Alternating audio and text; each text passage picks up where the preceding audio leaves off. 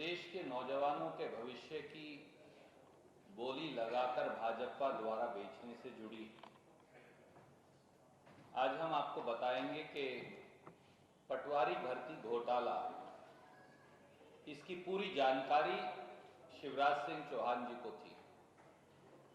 उसके बावजूद भी शिवराज सिंह चौहान जी ने और भारतीय जनता पार्टी ने यह पटवारी भर्ती घोटाला अंजाम होने दिया। और ये मैं नहीं कह रहा, ये उनकी सरकार के साक्ष्य खुद कह रहे हैं। साथियों, पुरानी कहावत है कि कूद के पांव पालने में नजर आ जाते हैं, दिख जाते हैं। भाजपा सरकार ने 18 साल से पहले सत्ता में आते ही मध्य प्रदेश के नौजवानों के भविष्य की बोली लगानी शुरू कर दी, जो आज तक भी जारी है।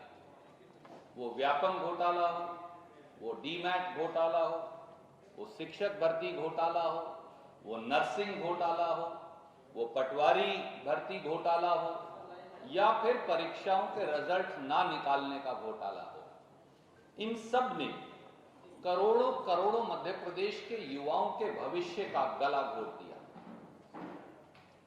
सबसे पहले आया था 23 भर्ती परीक्षाओं में करोड़ों युवाओं के भविष्य की बोली लगाने वाला व्यापम घोटाला, जिसके बारे में पूरा प्रदेश जानता है। व्यावसायिक परीक्षा मंडल या व्यापम का यह घोटाला 12 जून 2004 को सामने आया था पहली बार, हम 2023 में।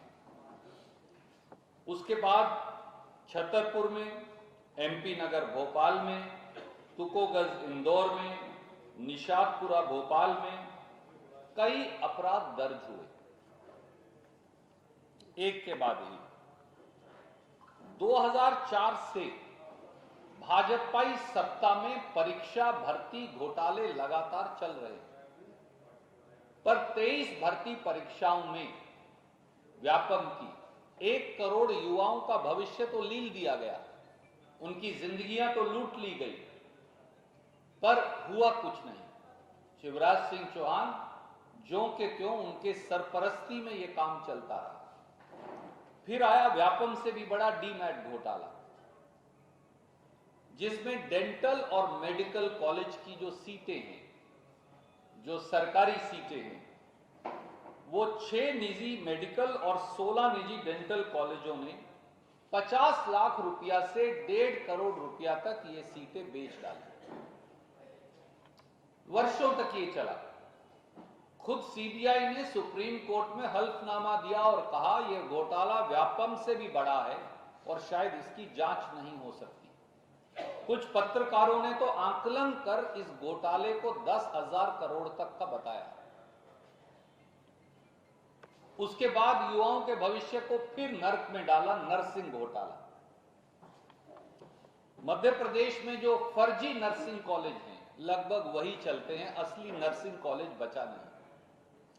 695 ऐसे नर्सिंग कॉलेज हैं। 2 लाख 3 लाख रुपया एक बिटिया या बेटे को देनी पड़ती है उसकी फीस। 1.5 लाख बच्चों की जिंदगी अंधकार में चली गई। खुद हाईकोर्ट ने, मध्य प्रदेश की हाईकोर्ट ने कहा कि यह हैरत है कि ऐसे कॉलेज जो दुकानों से चलते हैं, वहां नर्सिंग की परीक्षा की इजाजत आप कैसे दे देते हैं।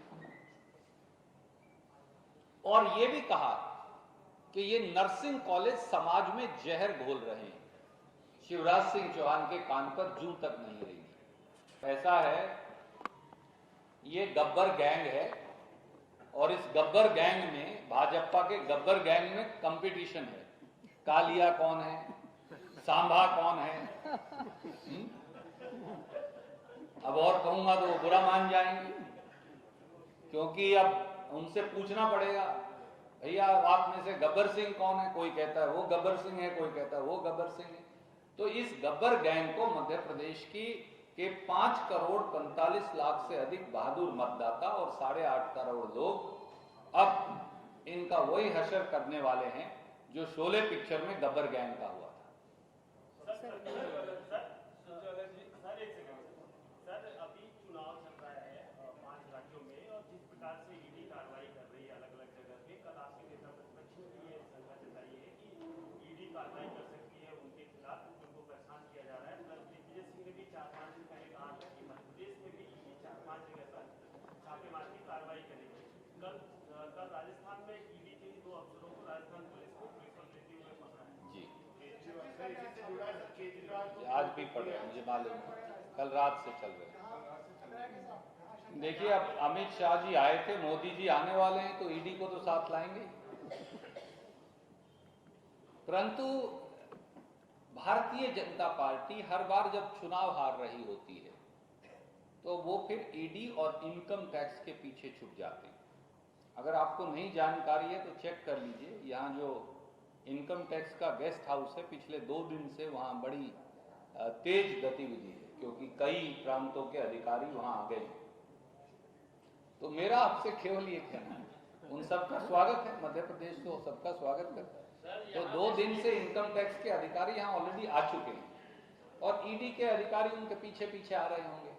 पर एक बात जान लें भाजपा कि उनकी गीदड़ भभकियों से ना लोग डरेंगे मध्य प्रदेश के और ना कांग्रेस। ये विपक्षियों को नहीं डरा रहे, ये मध्य प्रदेश की जनता, छत्तीसगढ़ की जनता, राजस्थान की जनता को डराने की कोशिश कर रहे हैं भाजपा। ईडी इनकम टैक्स का डर दिखाकर, पुलिस की धौंस दिखाकर, परंतु इनकी ये धौंसगिरी और दादागिरी चलने वाली नहीं है। जैसा मैंने कहा, गब्बर गैंग का अंत रोड की चोट से लोग करने वाले हैं।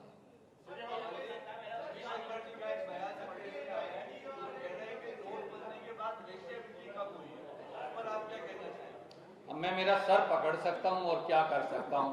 इस प्रकार की मूर्खतापूर्ण बातें अगर माननीय रविशंकर जी कहेंगे तो मैं क्या रिएक्ट करूं साहब। मुझे दया आती है भाजपाई नेताओं के राजनीतिक दिवालियेपन पर, मैं केवल यही कहूं।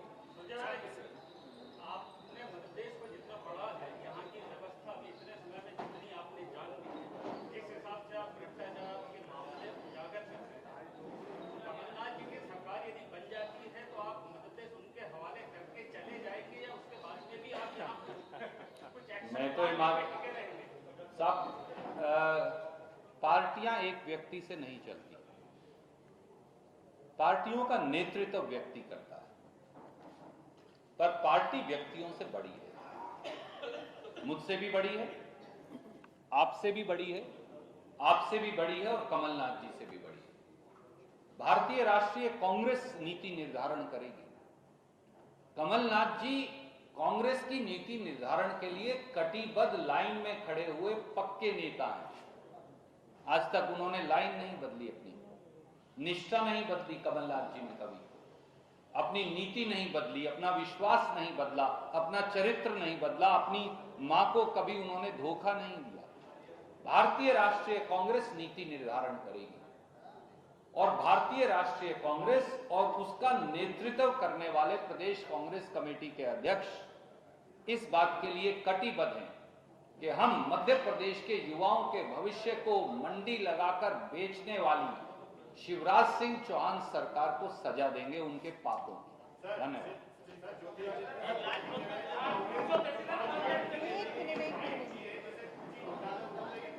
तो वो तो मंत्री थे उस समय, तो इसका जवाब भी वो दे दें।